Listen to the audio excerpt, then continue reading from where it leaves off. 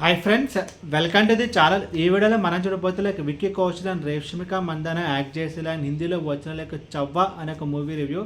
And ఈ movie మొత్తం చూసిన తర్వాత నా ఒపీనియన్ చెప్పడం నాకైతే పర్వాలేదు, చూడొచ్చు అనిపించింది. ముందుగా ఒక విషయం చెప్పాలి. సో బాలీవుడ్ మీడియా మనం చూసుకుంటే కనుక ఈ మూవీని అయితే ఆకాశానికి అయితే ఎత్తేస్తున్నారు.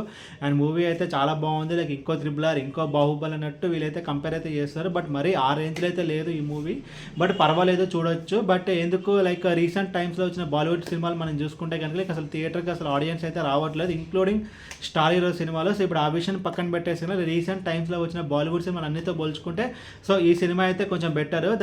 అది ఎందుకు అనేది ప్లస్ పాయింట్స్ అయితే మాట్లాడుకుందాం. అండ్ ఇప్పుడు సినిమా ఇది ఒక స్టోరీ మనం చూసుకుంటే కనుక ఇది ఒక బయోపిక్ మూవీ. ఛత్రపతి శివాజీ ఉన్నాడు కదా, సో ఒక కింగ్. సో తన కొడుకైనా ఛత్రపతి మహారాజ్ అనేది పేరైతే ఉంటుంది. బట్ నాకైతే ఆ పేరైతే నోటికైతే తిరగట్లేదు. సో అతని స్టోరీ, సో అతనికి అండ్ మొఘల్స్కి మధ్యలో ఏం జరిగింది అనేది బేసిక్ ఒక core point. And Vicky Kaushal title role play చేయడం అయితే జరిగింది. అండ్ మొఘల్ ఎంపైర్గా మనం చూసుకుంటే కనుక అక్షయ్ ఖన్నా అయితే ప్లే చేయడం అయితే జరిగింది అసలు. అండ్ ముందుగా ఈ సినిమాలో ప్లస్ పాయింట్స్ గురించి మనం మాట్లాడుకుంటే కనుక స్టోరీలో అయితే కొంచెం దమ్ అయితే ఉంటుంది. సో ఛత్రపతి శివాజీ గురించి మన అందరికైతే తెలుసు. బట్ తన కొడుకు ఎవరు అండ్ తన అచీవ్మెంట్స్ ఏంటి అనేది చాలా మందికి అయితే తెలియకపోవచ్చు, ఎస్పెషల్లీ సౌత్ ఇండియాలో. బట్ ముంబై వాళ్ళకైతే తెలిసి ఉంటుంది, బికాస్ స్టోరీ మొత్తం అక్కడ జరుగుతుంది కాబట్టి. సో కథలోనే కొంచెం దమ్ అయితే ఉంటుంది. అండ్ యాక్టర్స్ పర్ఫార్మెన్స్ విషయానికి వస్తే విక్కీ కౌశల్ కానీ, రేష్మిక కానీ, అశుతోష్ రాణా కానీ, అక్షయ్ ఖన్నా కానీ, ఈచ్ అండ్ ఎవ్రీ పర్సన్ వాళ్ళ రోల్స్ తగ్గట్టు బాగానే చేస్తారు. ఇది ఒక పీరియాడిక్ ఫిలిం. సో దాని తగ్గట్టు సెట్ వర్క్ కానీ అండ్ యాక్షన్ సీక్వెన్సెస్ కానీ, వార్ సీక్వెన్సెస్ కానీ, ఆ కాస్ట్యూమ్స్ కానీ, ఆ గెటప్స్ కానీ అన్నీ అయితే కొంచెం బాగానే ఉన్నాయి. అండ్ ఈ మూవీ క్లైమాక్స్ కూడా నాకైతే కొంచెం 30 to 40 minutes అయితే ఉంటుంది. ఫస్ట్ ఒక ప్రీ క్లైమాక్స్లో యాక్షన్ అయితే ఉంటుంది.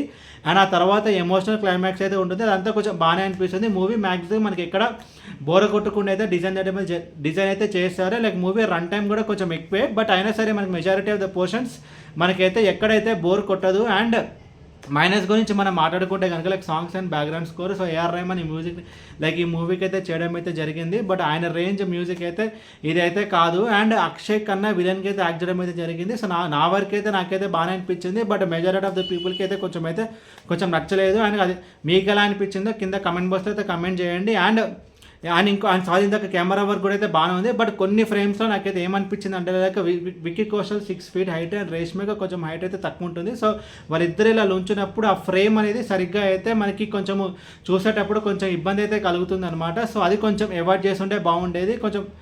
అది కొంచెం అవాయిడ్ చేస్తుంటే నాకైతే కొంచెం అనిపించింది. బికాస్ స్క్రీన్ మీద చూసేటప్పుడు రేష్మిక ఇక్కడ ఉంటే అండ్ విక్కీ కౌశల్ ఇలా అయితే ఉన్నాడనమాట. సో ఆ ఫ్రేమ్ అనేది సరిగ్గా లేదు, అది కొంచెం సెట్ చేస్తుంటే బాగుండేది. కొన్ని షార్ట్స్లో మనకైతే క్లియర్గా అయితే తెలుస్తుంది. బట్ ఓవరాల్ ఈ మూవీ గురించి చెప్పాలి, కింద చెప్పినట్టే బాలీవుడ్లో వచ్చిన రీసెంట్ టైమ్స్ అన్ని మూవీస్లో పోల్చుకుంటే ఈ సినిమా అయితే కొంచెం బెటర్. అండ్ మూవీ కూడా కొంచెం బాగానే ఉంటుంది. అండ్ ఈ మూవీకి నేను ఇస్తున్న రేటింగ్ 3 out of 5. అండ్ ఈ వీడియో మీకు నచ్చితే కనుక లైక్ కొట్టి షేర్ చేసి మీ ఫ్రెండ్ సబ్స్క్రైబ్ చేయించండి. అండ్ మీకు ఇంకా వేరే సినిమా రివ్యూస్ కొనేటప్పుడు కింద కామెంట్ బాక్స్లో కామెంట్ చేయండి. Thank you.